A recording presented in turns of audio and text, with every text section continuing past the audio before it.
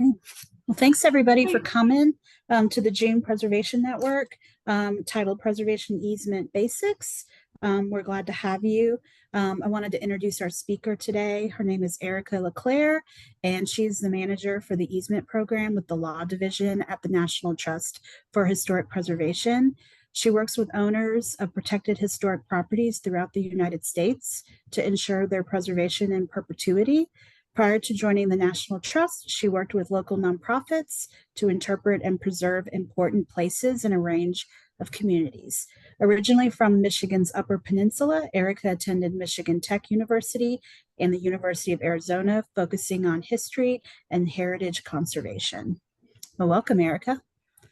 Thank you. And because we have a decently small group, feel free to shout answers. Holly, if I missed something, feel free to jump in and say that there's a question in the chat or whatever, because it doesn't need to be particularly formal, but I'm happy we'll have time for questions and stuff at the end as well. So I'm going to go ahead and share my screen and get that pulled up. There we are. Okay, and it still looks good, correct? Perfect, cool. Awesome. Well, as Holly said, my name is Erica. I work as the manager in the Law Division for the easement program. There are a few folks who work with me in the easement program. My direct supervisor is the director of the program, and then we also have a lawyer who helps us directly with all of this stuff. He's got a lot of institutional knowledge and background with the easement program from specifically the legal side, which is very helpful for us. So here is what I will talk about today. First, I'll get into the basics, some very straightforward questions about what easements are and how those work. I'll talk a little bit about our program at the National Trust, how it's changed over the years and what we do. Going along with that, I'll talk about the stewardship of those sites and what that looks like, and then some big picture questions on what that looks like as well. Yeah, and how that's developed over time. So again, some basics over easements. So what is a preservation easement? They can also be known as preservation covenants or restrictions, depending on how they come about. They are conservation easements that protect properties that have historic, architectural, or archaeological significance. They're flexible tools and can be crafted specifically to address characteristics of a property, a certain property owner's interests, and also to address the mission and interests of the easement holding organization. They may protect historic properties that are not under the purview of local historic preservation laws, and they can be the only protection against demolition or alteration of a property's historic significance, as a strong way to do so. Relatedly, what does an easement protect? Easement protections can vary widely. They can be anything from touching an exterior elevation and nothing more, like the facade. They can cover significant original pieces of furniture for a property. And it can also look at all agricultural land development, looking at historic context of a site in general. So everything from inside into the landscape. It's a wide range, and it can be used very flexibly. Who holds easements? Government agencies and nonprofits. So as a nonprofit, the National Trust holds easements, like Knox Heritage as a nonprofit does as well. Government agencies like state historic preservation offices, SHPOs, local governments through local preservation commissions. The nonprofits generally have a focus on historic preservation, but they can also focus on land conservation and have some preservation connections through that. Additionally, you're looking at what an easement holding organization does, and the main goal is to continue preservation. So it's a partnership between property owners and the organization to continue the preservation of the historic site. Because it is a legal document, the organization is responsible for that, for ensuring that continued preservation of these sites. This involves reviewing any proposed changes by property owners, regularly visiting the sites and documenting the site, and ensuring that the regular maintenance is happening, because that is always the main thing, is keeping up with the things that come up all the time, and that can feel a little overwhelming at times on certain properties as well. Okay, so looking at the easement program at the National Trust, we go back over 50 years now. So we started in 1973. As you can tell, we took a lot more easements at the beginning, and then kind of slowed down through the years. We have 144 in total, and we grow slowly, so we expect to grow some more. But again, it's slow growth. The thing that you'll see throughout easement holding organizations, and it's the same is true for ours, you'll see a lot of easements that were placed on properties from the early years, from the 70s through the 80s. But the language isn't always consistent, and it isn't always clear or robust in what those preservation priorities are. So it can be a little more vague, and you need to provide some more time for interpretation for some of these early easements. The middle years, it's very similar. It's getting a little bit more standardized. You have some more properties that are coming in, but significantly fewer. We also started using preservation easements as a development tool, and I can get into that a little bit more later. But once you get into the more modern area, so the last 20 years or so, we really standardized procedures, really made the easement language as consistent as possible, refined it to ensure that everything was above board, and we knew what we were getting into. So it became a much more formal program, and it has grown as staff. So now we have more than one person visiting sites and keeping up with the admin of the program. This is the map that I alluded to before. Like I said, we have 144 easements, and those cover 27 states and the District of Columbia. So we have a national reach. It's a very wide range of properties. So you go from urban and rural locations, residential properties, commercial properties, looking at private clubs or historic house museums. We also protect things that the National Trust used to own. So properties that we have sold over the years and protect now with an easement. These easements are on properties from the 1760s up until the 1960s, and will be later as we continue to grow into the future. There are also easements on lands adjacent to National Trust historic sites or other easement properties to ensure the historic setting and context remains intact. We also can and do protect archaeological sites, so you're looking at prehistoric sites as well, and that can touch a lot of different things. As I said, it's a very wide-ranging and very flexible tool. There's These are something gonna wrong with your map. Oh yeah? Tennessee's not in blue.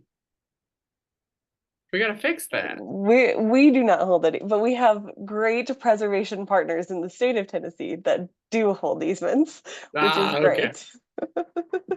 That makes it a bit easier for us, because sometimes the local partners are the best place for these to come up. And actually, the National Trust Board meeting is happening in Tennessee today, and over the next 2 days.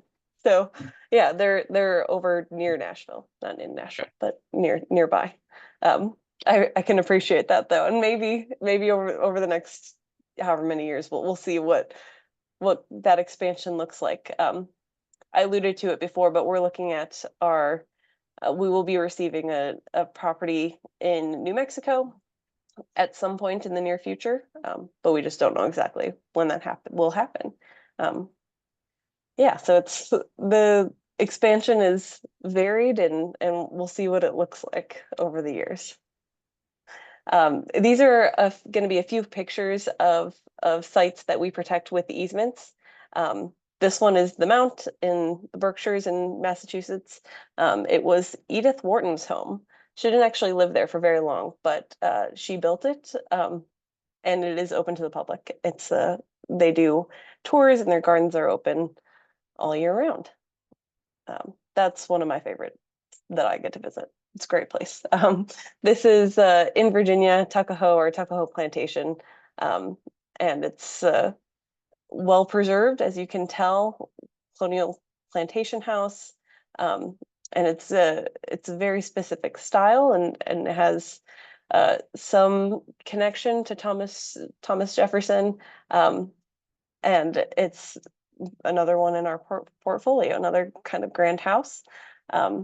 These touch on a couple of different types of buildings as well, as you can see, from an old boat shop in Amesbury, Massachusetts, to Fort Concho in Texas, to Mar-a-Lago, as Holly and I have discussed before, and Kohler, Wisconsin. So it's a wide range of buildings. Those are definitely more rural, and you're looking here at a more urban landscape. So in San Francisco, in DC, a few of these places are in very densely populated areas.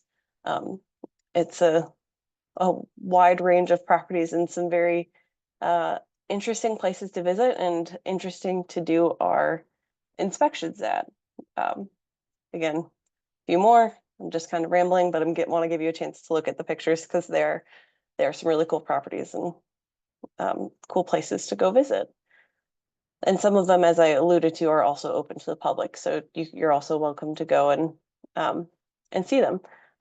These are highlighting some more of the agricultural and rural sites, different specific features that are protected. So you're looking at a well as a protected feature, a bridge, cemetery. It's a wide ranging of things, and then looking at landscapes as well. So development on these landscapes is very tightly controlled, and we have purview over it, as well as these interiors. So it's very specific and very wide ranging. Again, as you can tell, looking at Mar-a-Lago to a modernist house in New Canaan, Connecticut, and looking at some other specific interiors as well. So it keeps us interested and keeps us on our stuff to make sure we know what we're looking at and what we're talking about. I do a lot of research before any of these visits to make sure I know what's going on. So looking at this, I love looking at the pictures, so I get distracted. But as the easement program has evolved over the years, formal policies and standard operating procedures have been developed to allow for consistent administration of the program. And that way we can also better evaluate new easements. Our model SOP and our model easement are a reference point also for other organizations that are already hold easements or are looking to hold easements, and we're happy to share those as requested. When you're looking at specifically what properties are eligible, we're looking at National Historic Landmarks or things that are listed in the National Register, or potentially ones that are eligible to be listed in the National Register but have not been listed yet. We also look at places that are advancing the National Trust strategic plans. So we're looking at places that are specifically related to our goals as a national organization. We have the African American Cultural Heritage Action Fund as a relatively new program of the National Trust, and we would accept an easement that relates to that. And we have in the past few years to preserve important African American history through those places, including Villa Lawara, which was Madam C.J. Walker's home that she built outside of New York. And we're also looking at what that can look like at specific sites. So we always consider, as I alluded to before, our state and local partners, because sometimes they're the best people to be holding these easements. If we're looking at acquiring an easement, we talk to the local folks first, because a lot of times it just makes more sense. But we also then look at the preservation concerns. So the integrity of the site, and the physical property, looking at the location, legally, how we could enforce it, or what that would look like, and what that might look like economically. So if we could sell the property, and how that would be considered, and then our staff capacity. So it's a very much a wide ranging of factors to consider. We One of the ways that we accept these easements is called gifts of real estate. So as I mentioned, we are going to be receiving a new easement in New Mexico, and that'll come from a gift of real estate. So the person who died will remember the National Trust in their estate planning, and left this gift of real estate to the National Trust. After it goes through that process, it will be given to us, and we will place an easement on it, and then as a development tool, that property will be sold, and we'll partner with the new property owner, with the money from the sale going to fund our endowment, and then whatever is left over from that goes in as a donation to the National Trust. It's a relatively simple tool, but it can get complicated, as real estate always does. Additionally, outright donations we will accept, but that's a rare occasion. I mentioned the Lawaro a moment ago, and we accepted that because it was a specific goal of the National Trust to preserve Black history. So we worked on a way to make that happen. But generally, endowments are required, so that's a cash donation that will fund our program into the future, and we have a specific calculation to do that will cover the cost of our program into the future. I've mentioned this a little bit as well, but part of our stewardship is monitoring. We visit the sites, we go out and we fly or drive or all around the country to get to these sites, lay eyes on it, meet with property owners when we can. And this is the primary responsibility of the program. This is what we spend most of our time doing. It's also essential to make sure that we are being good stewards of the easement and of the property, because monitoring allows us to observe and track the conditions over time and correct potential issues as soon as possible. So we're making sure that the terms of the easement are being upheld, but we're also then, like I said, building and maintaining good relationships with property owners. We can talk about questions that they have, discuss upcoming plans or projects, or if they're looking to sell or anything like that. And we also help with general preservation questions. So, for example, I was in DC last week, and one of my property owners there was like, I don't know if this is a problem, but can you come and look at it? And I went with him, and we looked at this piece of masonry that might or might not have water coming in, and he just wasn't sure. So he wanted another person to take a look.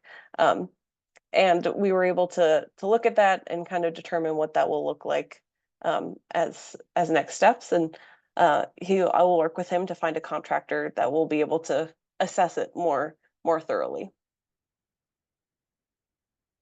One of the big things I mentioned projects before, and my boss says it best, so I use her words. We manage change at these sites.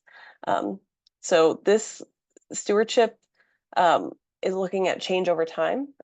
We're not trying to freeze a property in time, and we understand that to make a property work through time and into the future, changes and upgrades might need to happen.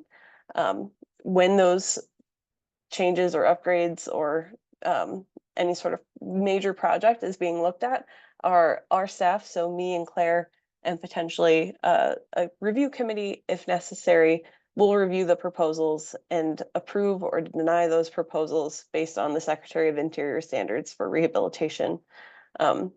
So like I said, this includes a wide range of projects. You can be looking at adding onto the property, creating an accessory structure, anything from a garage to a boathouse.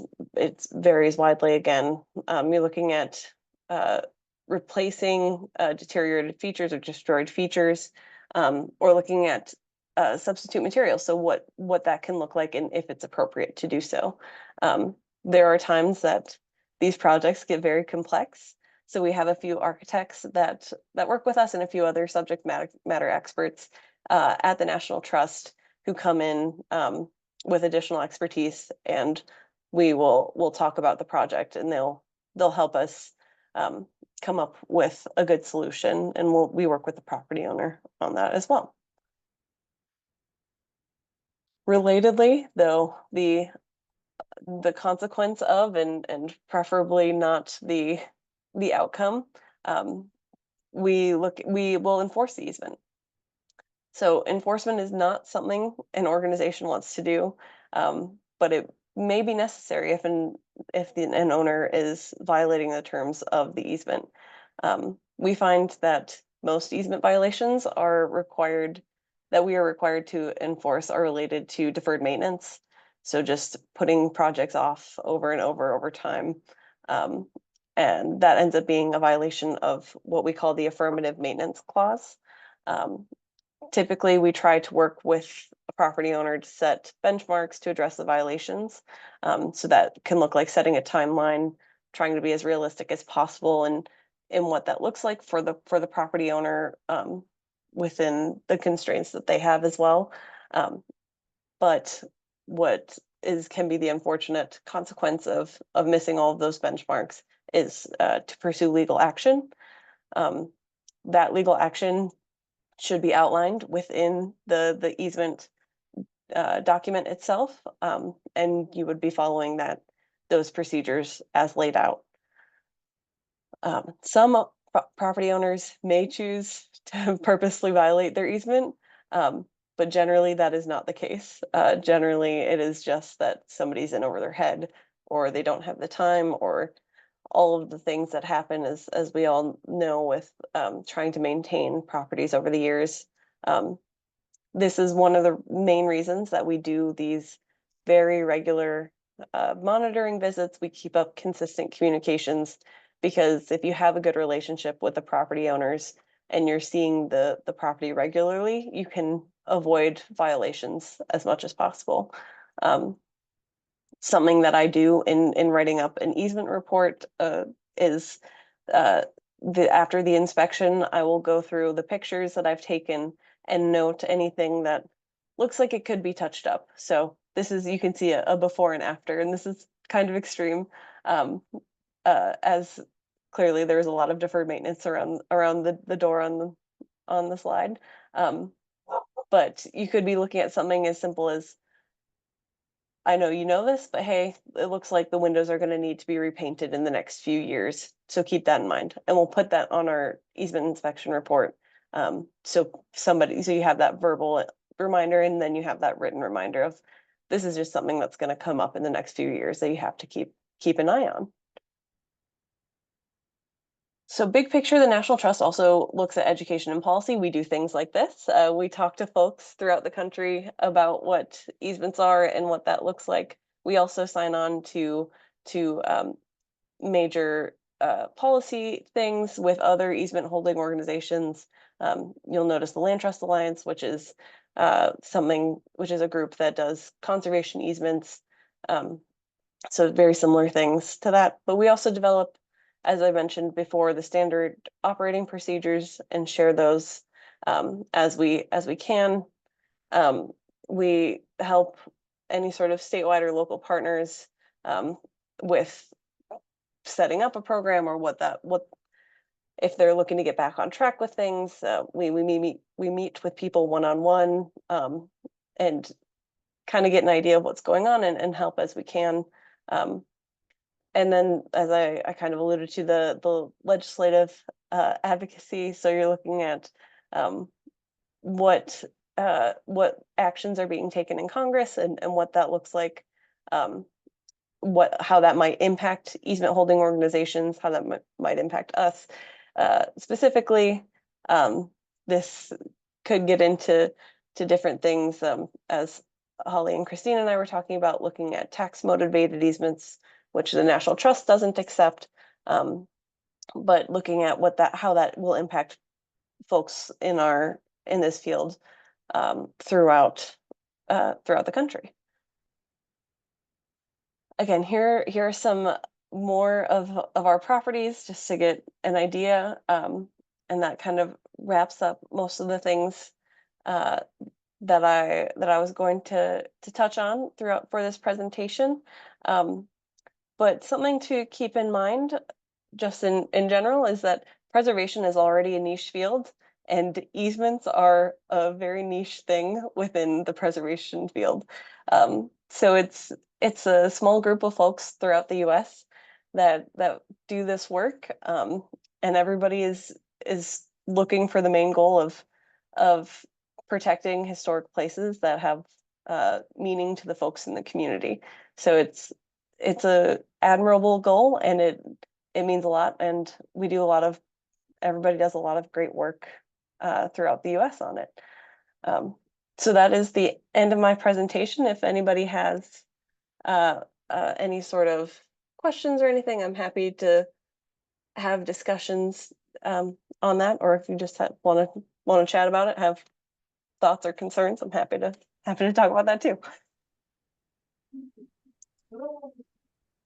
A question about when you do inspections and how you guys you referenced using the Secretary of the Interior standards. Do you have additional guidelines that are specialized for each property? Like I could imagine, them being so wildly different. Do you have specialized guidelines or elements that you're referencing or inspecting? Yeah, so that's a great way to think about it. Because there are definitely properties that have more specific or things that just aren't necessarily covered by the Secretary of Interior standards.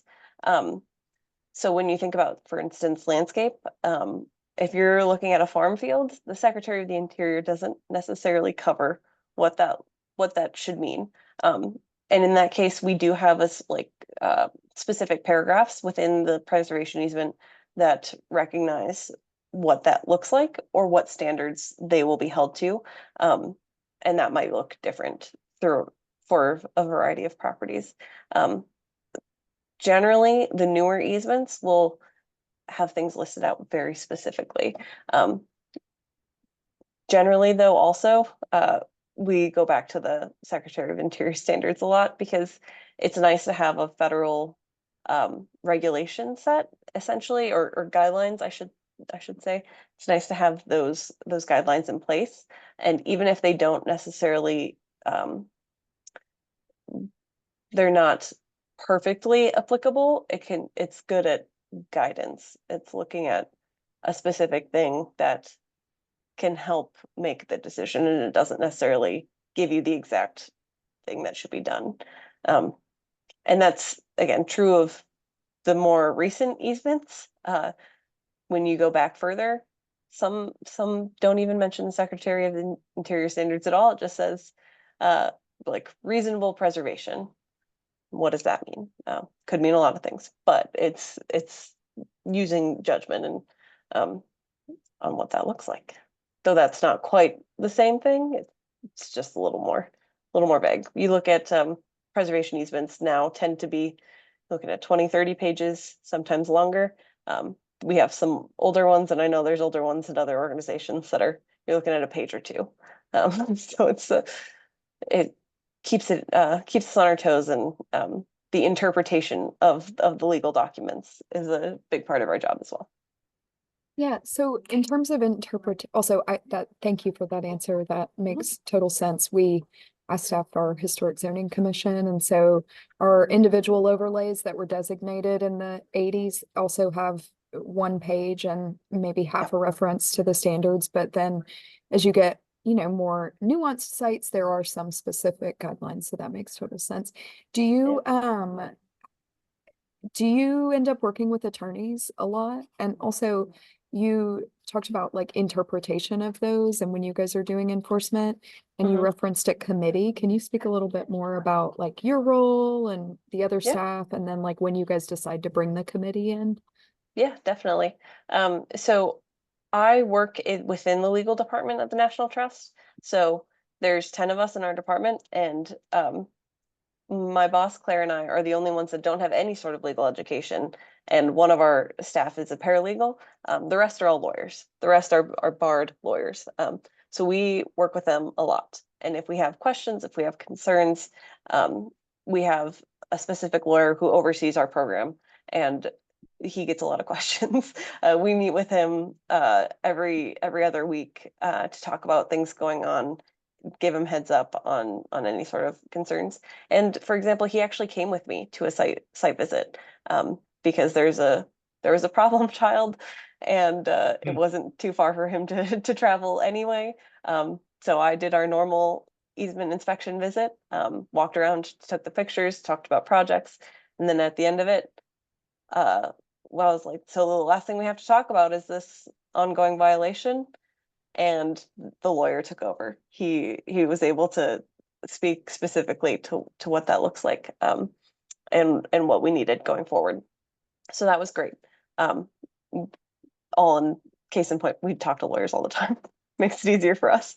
And looking at the second part of your question, looking at what the committee does.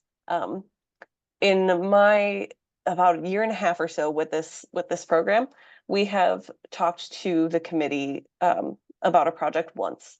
So it doesn't happen very often. Generally, my direct supervisor and I, we have preservation training. We've done this.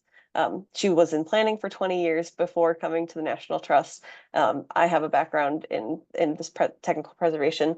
Between either us individually or working as partners, we will go through projects, and we do that often to keep up with things and make sure we're on the same page before one of us issues a approval or denial. That being said, I have a feeling in the coming future we'll be talking to our committee more, just because we have some complex projects that require a little bit more expertise. So for example, we have an easement on the Octagon building in DC, which is actually where I met Holly on a site visit there. And Christine, you might have been there too. I don't remember exactly, but regardless, It was Lacey. Our other Lacey was person, okay. Rob. We worked as a committee on that one because the Octagon building, as well as the AIA building immediately adjacent to it, were doing a very massive project to be able to utilize the space more and better. So again, you're looking at dealing with architects as well, so they have very strong opinions on the design. So we tapped into our resources and had people looking at this very specific piece of the project, because you're looking at that specific one was looking at accessibility issues, so ADA concerns. You're looking at how that small part of the project impacts the larger project, which was pretty significant. And you're looking at what is reversible over time.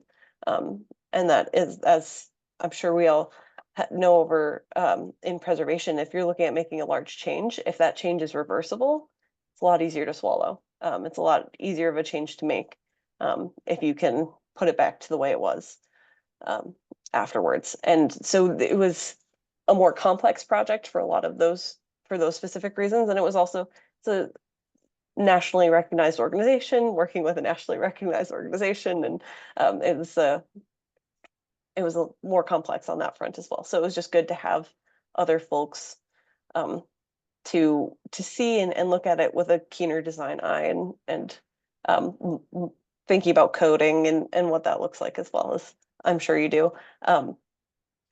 Again, that all being said, I think we'll see more of those projects into the future, because we do have places that are open to the public. You're thinking about house museums that are looking at accessibility, and how they address that. Sometimes they address it really sensitively off the bat, and we don't need to worry about the committee again anyway, because it's something that's clearly in line with the standards of increasing access to the site, and doing it in a very sensitive way. So it really depends, but we don't bring those folks in often. But they are all internal to the National Trust, folks who come in and sit on a Zoom meeting with us, having looked at the plans, to do so. Yeah. Awesome. Thank you. Yeah. The number one question that I have on my mind right now is you're talking about the difference in standard between more recent applications and easements, and then, kind of what was going on before. We'll call those maybe legacy applications. Are y'all in the process of doing the work to update those or to get those calibrated? And if so, can you speak more to that process? So the only way we can update an easement is if the property owner agrees to it, and that doesn't always happen. Fair. However, we do actually have an easement that we're currently working on updating, because the way the easement was written, again, a long time ago, they put in, it was very vague generally, but then there was also a couple of key restrictions that were placed in there that just don't make sense for how that property is being used 40 years later. And it doesn't make sense from a preservation perspective, because it means that there's less revenue coming into the organization. It means that there's less folks who get to access the site. So it doesn't work on our side in terms of preservation, and it doesn't work for them in terms of their organizational goals as well as the preservation goals for the site. So we're working with them to update that easement and bring it back into the 21st century, and make it more in line with what we see today. My assumption going forward is that will continue to happen on an ad hoc basis, just as things come up and as things make sense. But you will also, and I was talking to a property owner not too long ago who also has other historic restrictions to deal with. And I mentioned updating the easement potentially in the next few years, and they were not interested, because they felt like they already had everything covered. They understood where they were and what they could and couldn't do. And so they didn't want to deal with that at all. Very much depends on that. But you do need the property owner to be involved with that. It's not always as straightforward as you would like it to be, because a lot of times it feels like you're just putting more restrictions on there when that might not be the case. It's just a matter of making the wording more clearly. Doesn't always feel that way. So you alluded to this a little bit, with it bringing into the 21st century. I guess my question, I'm more commonly in the real estate space. We often find that many times freezing a property in time, we don't need it to move forward. We actually need it to move backward to the functionality that it had to begin with, if that makes any sense. And so I think that's probably some of what you're looking at as well. Is, we walk into a bathroom and someone says it needs to be updated, and the reality is, like, no, the materials weren't any good to begin with here. Whereas many of the properties that you're maintaining and taking care of, it's the exact opposite situation. This property is absolutely beautiful, and we need to maintain it at that level, and the functionality that came with it. Over time. So there's definitely one of my properties in DC specifically that I'm thinking about. When the easement was placed on the property, the person who ended up buying it knew what they were getting into, in that it was kind of a mess. It was a maintenance nightmare. Things had just been let go for a long time, and projects were started and never finished. So he had open walls, open ceilings, insulation falling out of places. So what we attempt to do, especially if a new property owner is coming in, is they have our contact information right off the bat before they buy the property, before they close on it. We try to get a call scheduled with them so they know kind of what they're getting into and what they'll have to deal with on our front. Because there's nothing worse than a new homeowner feeling blindsided by all these restrictions that are meant to preserve the place. Personally, my husband and I bought a house, a 1920s house in Asheville that had questionable projects happen over time. So you're looking, that's not dissimilar in that we're trying to reverse the damage done and bring it back to a maintenance level and a level that we're happy with. It being historically sensitive, if not entirely original, because it can't be. But it's also a matter of what can we do to make sense of the space that has been chopped up and changed and replaced over time. It's an interesting balance. Makes sense. Thank you for answering that for me. Yeah. Erica, so Knox Heritage has 9 easements, which we mentioned earlier, and I know you've been working with Holly to kind of get our easement program into better shape because it's been pretty sporadic over time.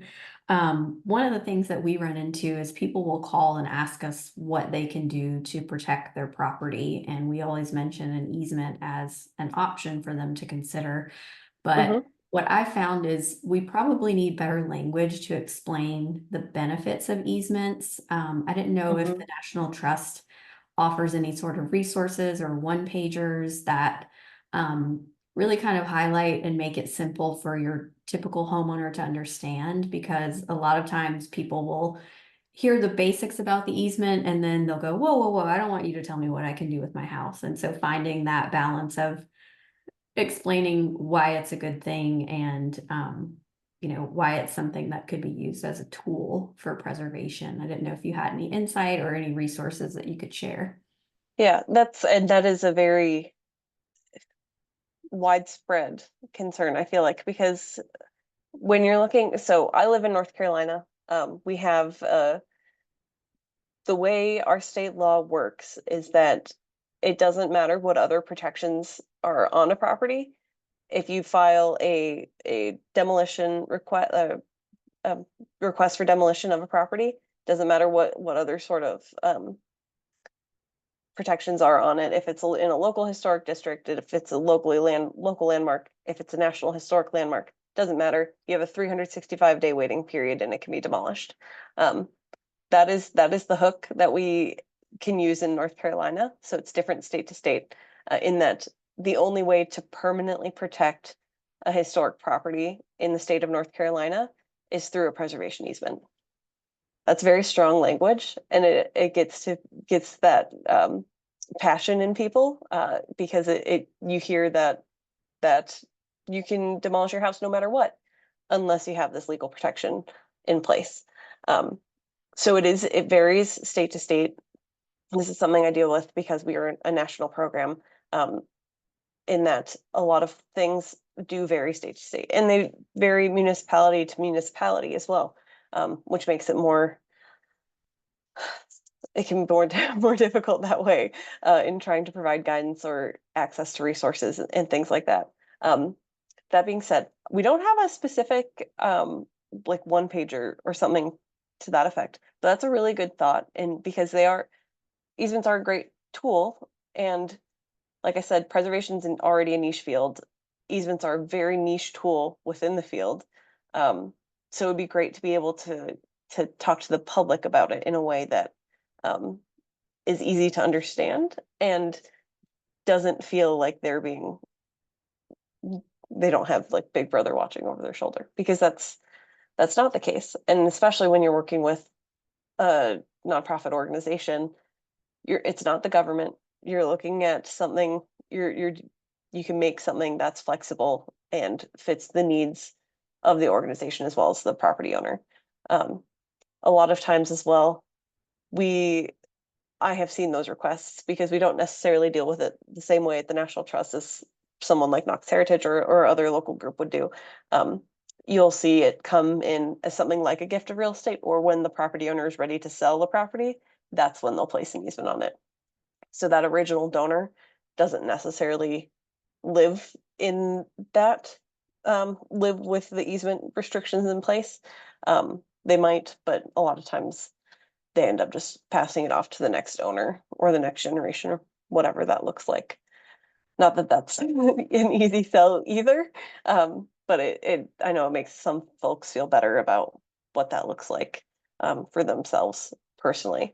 Like I said, though, that's a great idea, and it'll be added to my project list of things we can provide as a service, because it can be difficult between that and looking at grant funds. Those are the main questions that we get as an organization, because we can't, unfortunately, maintaining historic buildings is expensive and hard, and we don't have unlimited resources to give to these folks, which would be really nice.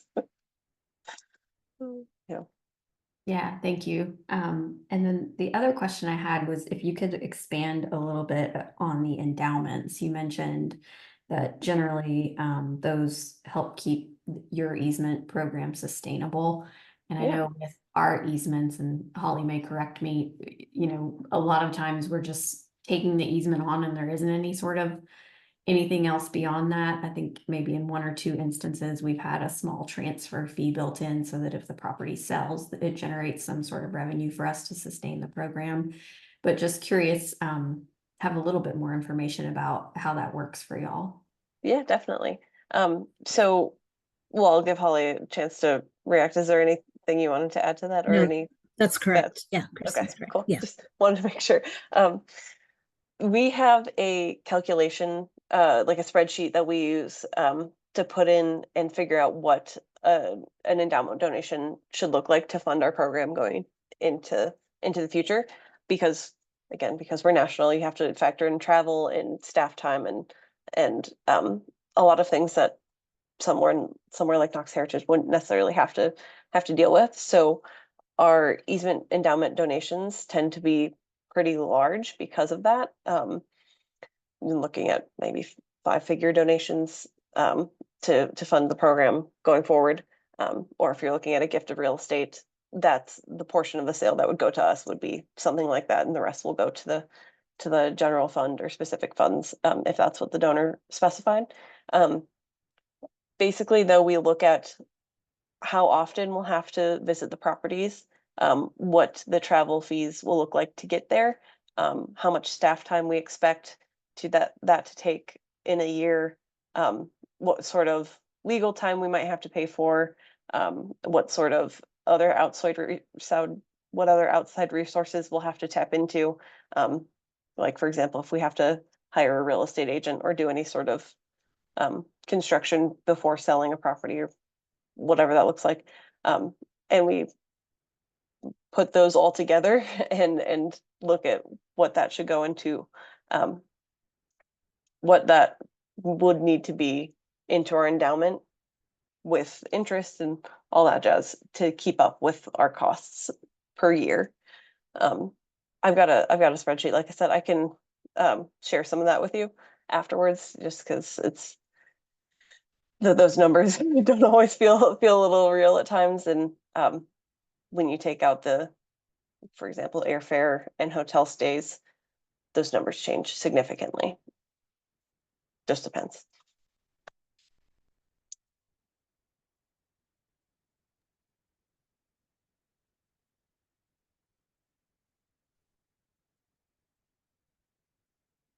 Yeah, so like I said, easements are a little wild. And when I started, and even when I finished grad school, I had no idea what they were.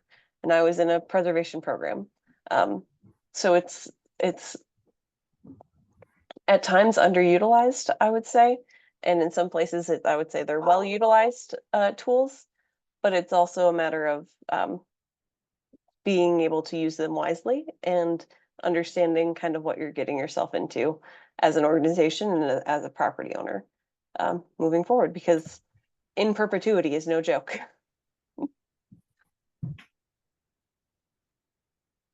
Does anybody else have any questions for Erica? I'm a member of the National Trust. I've been Mhm. for the last year. So I had no idea. I mean, Holly sent this out. I was like, oh, cool. Something about preservation and easements. Like, I'm all in. Didn't put the connection together until you had the National Trust slides. I was like, oh, this is really cool. Yeah. But I got involved because a lady who's involved in the Savannah area, Awesome. for their historical society was like, oh, National Trust is doing awesome stuff. You should totally be a member and have a better pulse on preservation nationwide. I was like, okay, cool. So Yeah. yeah, thank you for the work that you're doing, and it's super awesome. I appreciate that, because it's amazing to see the work that as an organization that we do, because we're a 2-person program in a 200+ person organization, and the works is wildly diverse. So it's really cool to see. And I say it's fun because I think it's really interesting, but looking at like the 11 most endangered list every year is always really interesting, but it can feel overwhelming at times. And we have a staff person that just does that all year round. And looking at the grants we give out every year, it's really cool to see. And I'm a small part of a much larger machine. It's cool to see this work get done across the nation, and with partner organizations like Knox Heritage. Great. Well, thanks everybody for joining us. If you're looking for AIA credits, we are offering 1 CU credit for this session. The link is in the chat to sign up, but you can always email me if you still need it. You can't find the link, and I can send you the link in an email. I just wanted to let everybody know that our July Preservation Network will be at Westwood on July 23rd at 5:30. Ken Bronson with Ken Bronson Construction is going to be doing a session on window restoration. So we'll have that RSVP out soon, and we hope you will join us. So thank you so much. And if anybody else have any questions for Erica before we sign off? Nope. Great job. Thank you. The last thing I'll share is that we have recorded this session, and our plan is to have it available on our website on our easements page. So if you have anybody in your network that would benefit in learning a little bit more, this will be available for future watching. Awesome. Thanks again, y'all. Appreciate it. Awesome. Thanks, everybody. Thanks.